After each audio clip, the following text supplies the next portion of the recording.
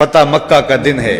آپ جانتے ہیں کہ حضور کے پیچھے ایک بچہ بیٹھا تھا, حضور کا ردیف, جو خوشی سے اچھلتا تھا. بڑی خوشی کا دن تھا, لیکن میرے حضور کا سر عجز سے جھکا ہوا تھا, حتیٰ کہ امامے کا کور اونٹنی کی کوہان کے ساتھ لگتا تھا. لیکن وہ بچہ تھا, نو عمر تھا, وہ اچھلتا تھا خوشی سے, تو حضور سے روکتے تھے, پھر وہ اچھلتا تھا, پھر روکتے تھے. وہ بچہ کون تھا؟ تاریخ میں ڈھونڈے, نواسا نہیں ہے, کسی انصاری سردار کا بیٹا نہیں ہے, کسی قریشی سردار کا بیٹا نہیں ہے, حضور کے خاندان کا کوئی فرد نہیں ہے. ہم نے تاریخ ڈھونڈی تو وہ حضور کے آزاد کردہ غلام اور منہ بولے بیٹے زید بن حارثہ کا بیٹا اسامہ بن زید ہے. فتح مکہ کے دن اپنے ساتھ جس کو بٹھایا وہ غلام زادہ تھا. دنیا کو بتایا محمد عربی غلاموں کو عزت دینے آیا ہے. ایک غلام کو یہاں اپنے ساتھ سواری پہ بٹھایا, دوسرے کو کعبے کی چھت پہ چڑھا دیا. بلال حبشی کو کہا یہاں کھڑے ہو کے اذان پڑھو. اللہ اکبر. کہاں بلال مکے کی گلیوں میں ظلم اور جبر, جور اور زیادتی کا شکار ہوتے تھے. چکی پسوائی جاتی تھی اور جسم میں میخیں ٹھونکی جاتی تھی. آج وہی غلام, وہی بلال کعبے کی چھت پہ کھڑا ہو کے اذان دے رہا ہے. اللہ اکبر. میں یہاں کھڑے ہو کے اذان دوں تو رخ کروں گا قبلے کی جانب, اور جب کعبے کی چھت پہ کھڑا ہوں تو پھر جدھر رخ کروں ادھر ہی تو قبلہ ہوگا. اب بلال اذان دے رہے ہیں, رخ کدھر کیا؟ حضور طواف کر رہے تھے, بلال اذان دے رہے تھے, جدھر جدھر حضور پھرتے وہ بھی رخ پھیرتے چلے جاتے. تو وہ طبقے جن کو کوئی پوچھتا نہیں تھا ان کو عزتوں کی مسند پہ بٹھایا.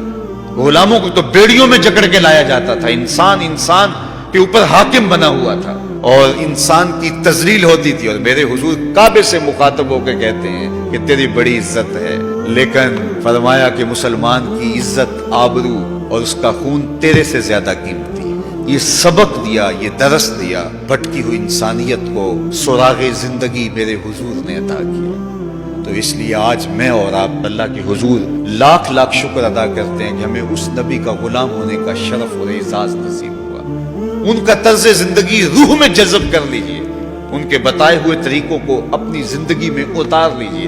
تو ہم اگر اپنی پہچان حضور کے نام سے کرواتے ہیں اور ہماری ساری پہچان ہے ہی ان کے نام سے, تو پھر ہمارا عمل بھی اس کی گواہی دے, ہمارا رویہ بھی اس کی گواہی دے, ہمارا طرز زندگی بھی اس کی گواہی دے. آج بھی اگر اسلام کا دامن پکڑو, وَأَنْتُمُ الْأَعْلَوْنَ إِن كُنْتُم مُؤْمِنِينَ, میرے رب نے وعدہ دی ہے. کافر لگتے کیا ہیں؟ تم مومن بن کے دکھاؤ, عزتوں کا تاج تمہارے سر پہ رہے. لیکن تم تن آسان ہو, تم خواہشات کے بندے بن گئے ہو, آرزوؤں کے غلام بن گئے ہو, اور نعمتیں وہ مانگتے ہو جو بدر اور احد کے صحابہ کو عطا کی گئی. کہاں کیسے تمہیں وہ نعمتیں ملیں گی؟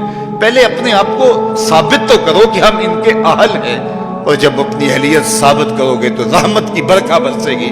وہ ایک بڑا معروف جملہ ہے کہ لوگ زندگی یزید کی جینا چاہتے ہیں اور موت حسین کی مانگتے. صاحب ایسا نہیں ہوتا.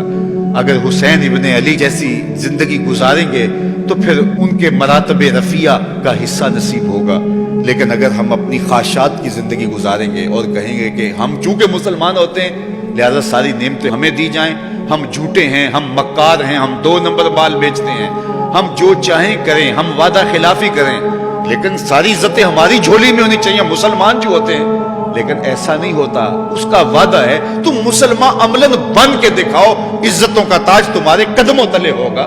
یار آج تو تم 1 ارب 40-50 کروڑ ہو, وہ زمانہ بھی تھا جب تمہاری تعداد صرف 313 تھی اور تمہارے پاس تلواریں بھی ٹوٹی ہوئی تھی, لیکن ہم نے تمہیں وہ عزتوں کی مسند دی کہ زمانہ تمہارے اوپر رش کرتا تھا. تو آج اگر تم اس کے ہو کے دکھاؤ اور اس کے بن کے دکھاؤ تو میں تمہیں عزتوں کے تاج پہنا دوں گا. دین کی بات پھیلانا صدقہ جاریہ ہے. ثواب کی نیت سے ویڈیو کو شیئر ضرور کیجیے. جزاک اللہ.